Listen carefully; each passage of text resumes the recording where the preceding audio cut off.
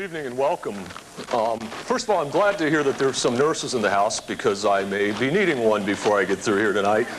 I am not a professional speaker, but I must say that it is truly an honor and a privilege to be addressing the graduating class of the 1995-96 Ptec graduation. These ceremonies do tend to be rather emotional. It's not unusual for a few tears to be shed. And I will warn you that I may be among the first to lose my composure, so if that happens, just bear with me, and you're welcome to join in as well. I'm still just as nervous as I was sitting down there. I thought that might alleviate it a little bit, I guess not. It's very obvious that none of us got here tonight on our own. Here we go. We have all had help from others. And I would be remiss if I didn't thank the incredible faculty and staff here at Ptec, my fellow students, my loving friends and family, my mom and dad, Nancy and Harry Darling, two of the best parents anybody could ever ask for. All of you showed me that just because I had made some mistakes, it didn't mean that I was a mistake. And more importantly, you believed in me when I could not believe in myself. And maybe right now, all of us in the graduating class can thank those people that helped us get here tonight.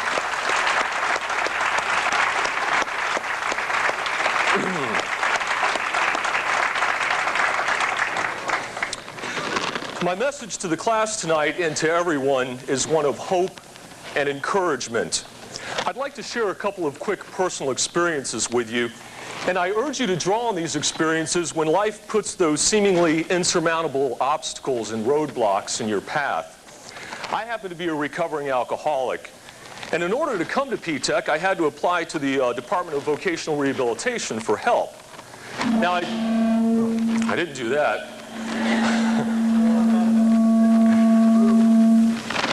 It's probably all this metal in my mouth.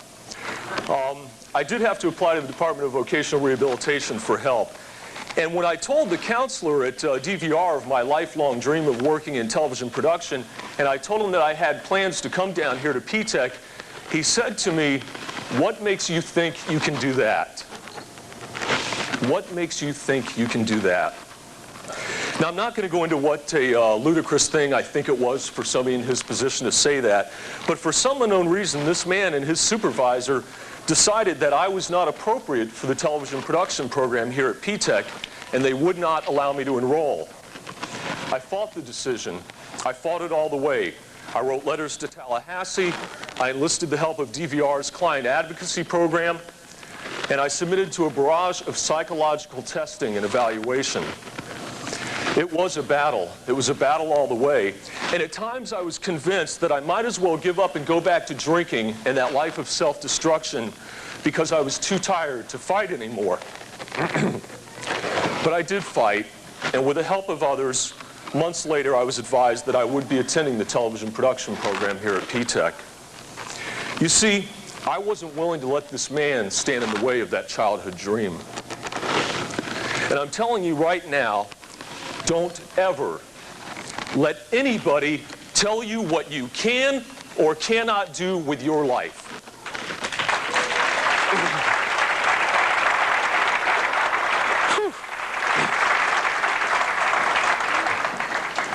Your dreams, your hopes, and your ambitions are your own.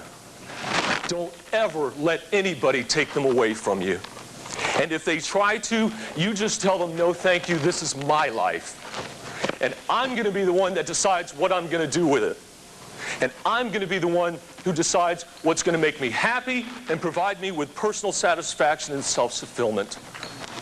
Life is too short, my friends. Don't ever let anybody take your dreams away.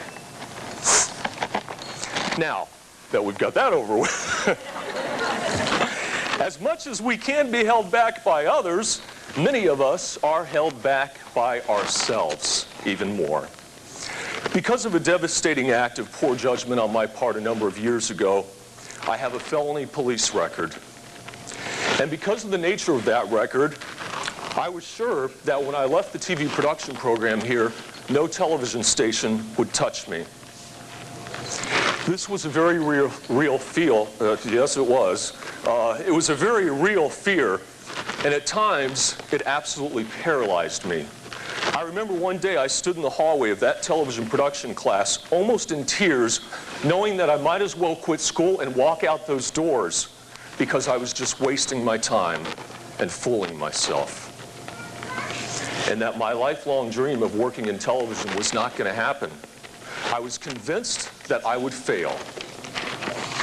But again, with the help and encouragement of others who did believe that I would make it, I kept going. And about a year later, I was offered an internship with Channel 44 Television.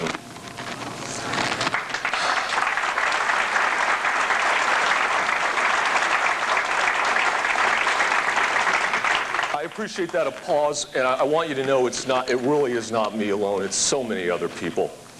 This was a golden opportunity at Channel 44. I was so excited that I would literally get goosebumps as I drove down Gandy Boulevard nearing that TV station. But at the same time, I'd get the most horrible sinking feeling because I knew that when my past was discovered, that it would all be over. And the saddest part about that was that I was this close to living that childhood dream. I decided that I had to do something.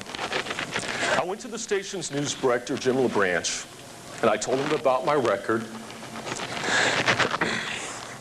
I told him about my past, and I told him about that fear. I also told him what I had done to change my life and the progress that I had made. And I was given a second chance at life that day and a first chance at a new career. And I've totally lost my place. He told me that due to the circumstances surrounding my arrest, as well as my honesty, that my past would not be an obstacle to employment in his news department. And as it turns out, I may very well be able to fulfill my lifelong dream of becoming a television reporter. Miracles do happen, my friends, believe me.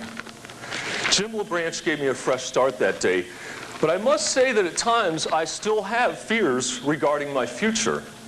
I just try not to let that fear get in the way of my dreams. And I encourage you to also not let that fear get in the way of your dreams. If I had given up and walked out the front doors of this school, I would not be here tonight. And I would not be working for Channel 44 today. Don't ever let your fears stand in the way of your dreams. When that fear tells you that you're not capable of doing something you really want to do, you look that fear right in the eye and you say, okay, fear, I know that you're there and you're big and you're scary, but I have to do what I have to do for myself. And it's just tough if you don't like it. You face that fear. Take that risk. It pays off. I honestly believe that trying something and failing is so much better than wondering for the rest of your life and regretting what would have happened had you had tried and not doing it.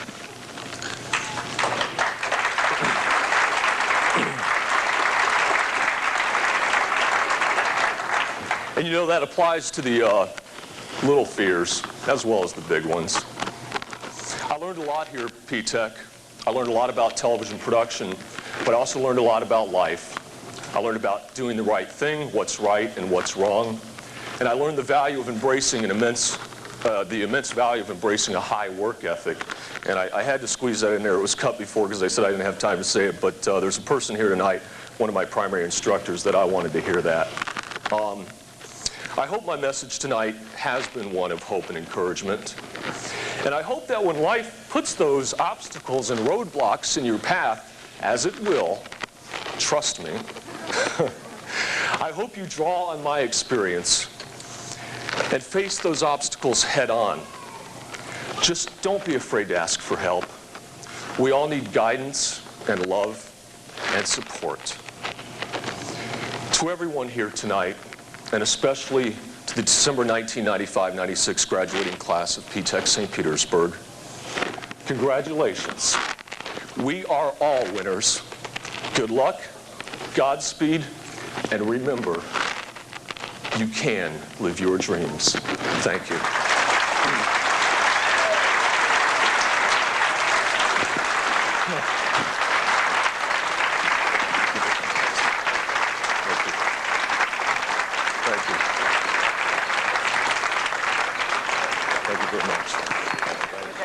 Take a picture now. I have to tell you, I've been around long enough to know when I've been upstaged.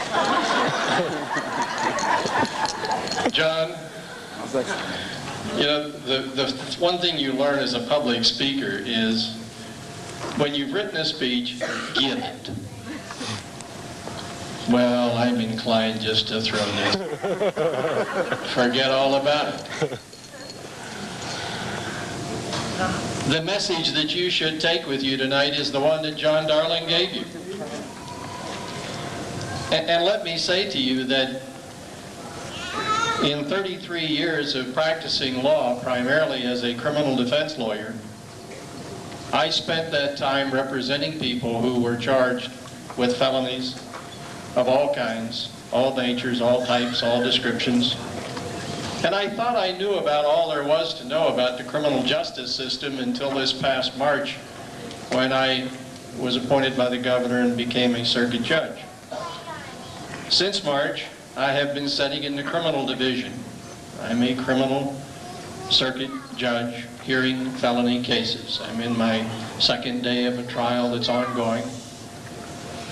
One of the things that I tried to do in my practice, John, was to talk circuit judges many, many times into giving somebody a chance, a second chance. Give them an opportunity. Let's see if they can do it. One of the things judges always said to me was, you know, judges constantly hear about the failures. They constantly hear about the people that they placed on probation who went out and got themselves arrested, who committed other crimes. They never hear about the successes. That's a marvelous story, John. And I don't know what judge it was that placed you on probation, but I hope he hears the story. Then there are others. Those who finally say, no, I will not accept this, the John Darlings. I can do better. I know I can do better. I will do better. I am better. I sat and I listened to John, and he's found his goal, but he's just at the beginning. Oh, the doors that are going to open and where he goes from here are just absolutely unlimited, and they are the same for you. Congratulations. Enjoy your evening. Take pride in what you have done and set new goals to be the very best. Rise to the top where there are very few others. Find out what more there may be waiting for you just on the other side.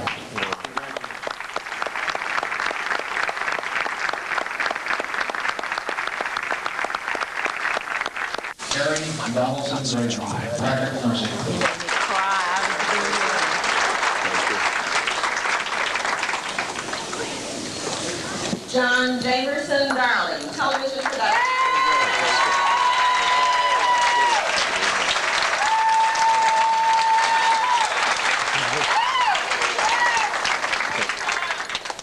Karen L. Descent, practical nursing. Thank you very much. And I'd like for you to sign congratulations. Oh, I'd be happy to. Thank you. I've been watching Channel 8, but I'll watch 44 for you. I'm not on yet. Shelley Rose LaFew, You will. patient care assistant. You're truly an inspiration to a lot of Mary people. M. They pick good Jones, ones to speak practical up. Well, thank you very much. That means a lot to me.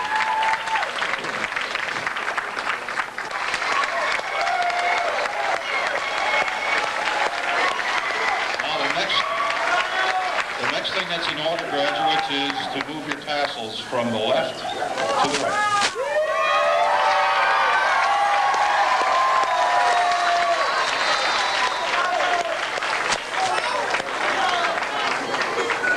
Shoulders up, stomach in, chin Smile. up. Shake, Daddy.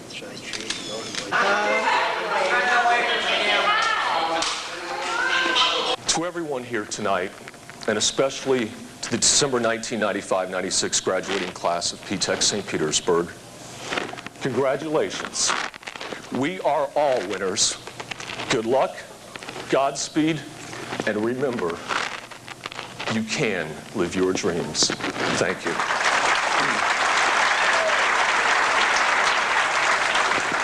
Yeah.